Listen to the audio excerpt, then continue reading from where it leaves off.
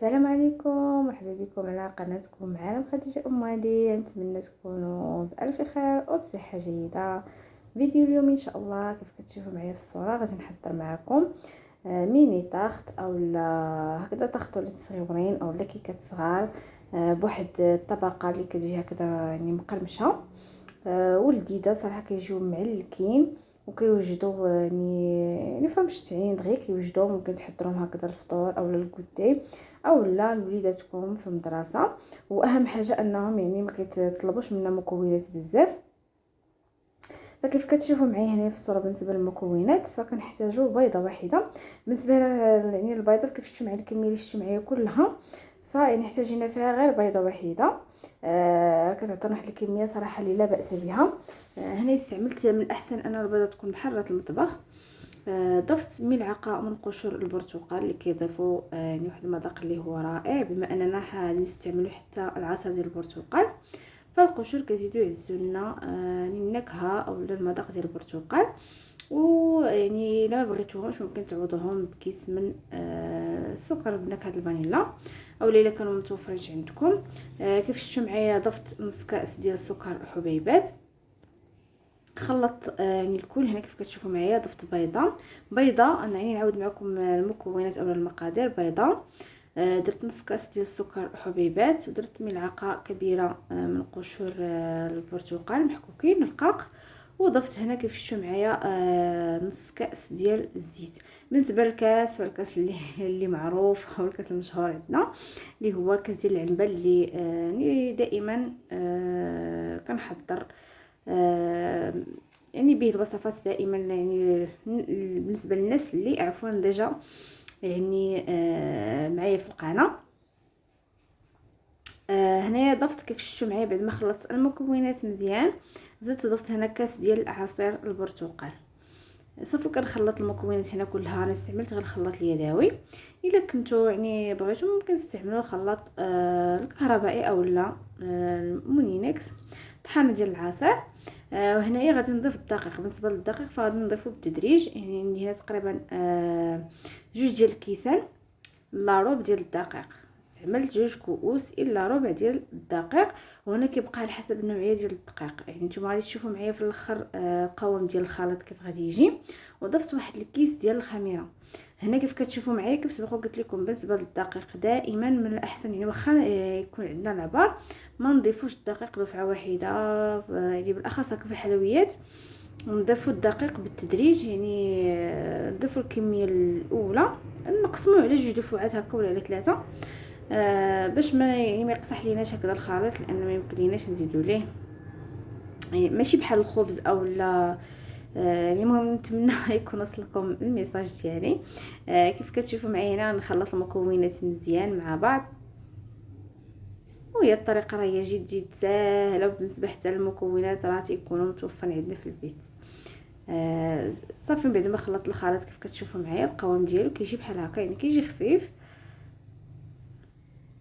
كيف كتشوفوا معايا كيجي خليط ما يجيش ثقيل بزاف وما يكونش خفيف ثاني بزاف. هنايا غادي نحط الخليط اولا نوضع الخليط ديالي على جنب بعد ما وجد. غادي ناخذ هنا التفاح. بالنسبه للتفاح هنا الكميه اللي بغيتو نتوما. انا عندي هنايا غادي نستعمل تفاحه وحده بالنسبه لهاد الكميه اللي عندي.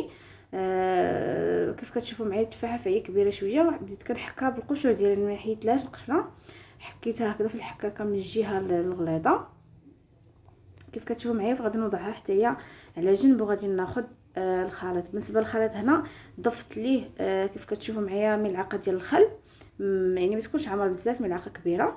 يعني تعمدت انا نخلي الخل حتى الاخر وكيعطينا واحد الهشاشه في الكيك. صافي وغادي نخلط هكذا مزيان. كيف شفتوا معايا يعني القوام ديال الخليط راه زاد تشرب بداكشي باش قلت لكم على حسب النوعيه ديال الدقيق. هنايا خديت ليمون كيف شفتوا معايا اللي غادي ندير فيهم هاد لي طاخت اولا لي كيك لي ميني كيك. بالنسبه لليمون هنا فانا يعني استعملت هادو كيف كتشوفوا معايا. فكيبقى لكم الاختيار بالنسبه لليمون اللي كان متوفر عندكم يعني ماشي ضروري انكم تستعملوا نفس الليمون اللي انا استعملت. فقط انا هادو كانوا عندي واستعملتهم. درت 2 ديال الانواع. ممكن تستعملوا نوع واحد ممكن يعني المهم على حسب المتوفر عندكم. ممكن تستعملوا حتى اللي كنديروا فيهم لي كاب كيك الا ما كانوش عندكم هادو.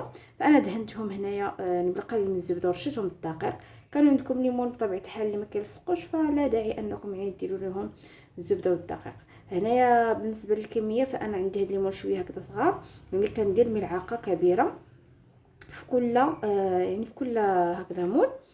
انا ما بغيتهمش يجيو عاليين بزاف، الا كنتو بغيتهم نتوما ينتفخوا لكم ويجيو عاليين بزاف فممكن ديروا ملعقه ونصف. انا يعني الصراحه عجبوني بهذا الطلب، يعني بهذا السمك، يعني ما يجيوش عاليين بزاف، ويعني كتجي فيهم حتى ديك الطبقه يعني اللي باقي غادي نزيدو لهم من الفوق. والتفاح كيجيو معلكين وكيجيو هكا، يعني ما كيجيش الكيك كتر من الحشو او يعني من باقي داك يعني من التفاح، كتجي ديك الطبقه رقيقه. المهم نتمنى يكون وصلكم يعني الشرح ديالي. المهم راه الصوره هي واضحه مبينه لكم كل شيء. كيف شفتوا معايا هنا بعد ما كملت انا عمرت كاع ليمون اللي عندي، خديت داك التفاح اللي ديجا حكينا في الحكاكه وضفتو هكذا من الفوق. وبالنسبه هنايا يعني للتزيين غادي نزيد نضيف هنا عندي التمر اللي قطعته هكذا قطع صغيورين، وعندي البيبي شوكولا، وعندي هنايا كاوكاو اللي هو حمرت واحد شويه وهرمشته.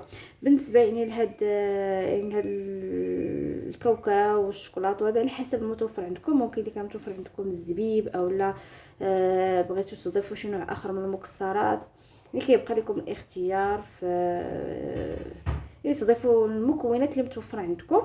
هنايا بالنسبه لي الشوكولاط صراحه راه جا رائع جدا مع التفاح، يعني ضاف لي واحد المذاق اللي هو زوين. وكاوكاو كيعطينا ديك القرمشه يعني من الفوق. ممكن تضيفوا اللوز كيف سبق قلت لكم، يعني اي نوع كان عندكم من المكسرات، ماشي ضروري انكم تقيدوا بنفس يعني النوع اللي درت انا كيف شفتوا معايا صافي كنوضع واحد الكميه هكذا من الفوق اللي لا باس بها من فوق التفاح بهذا الشكل. راه الطريقه هي واضحه وسهله كيف قلت لكم، راه دغيا كيوجدوا والصراحه صدقوني المذاق تيكون رائع جدا. المكونات اللي هي جد بسيطه. انا هنا بعد ما كملت الكميه اللي عندي كلها كيف شفتوا معايا بنفس الطريقه. بطبيعه الحال الفران راه يعني ديجا سخنته وما كياخذوش الوقت نهائيا في الفرن، يعني تقريبا يعني ما يفوتوا ليلاش من 10 حتى 15 دقيقه على حسب نوعيه الفرن. واش يعني الا كان الفرن ديالكم تيكون سخون او لا كيسخن بزاف فحتى تدخلوهم عاد تشعلوا ليهم الفرن. بالنسبه لي انا سخنت الفرن يعني من قبل، غادي ندخلهم ونخليهم حتى يطيبوا ركطوا دغيا ويتحمروا عفوا وياخذوا اللون.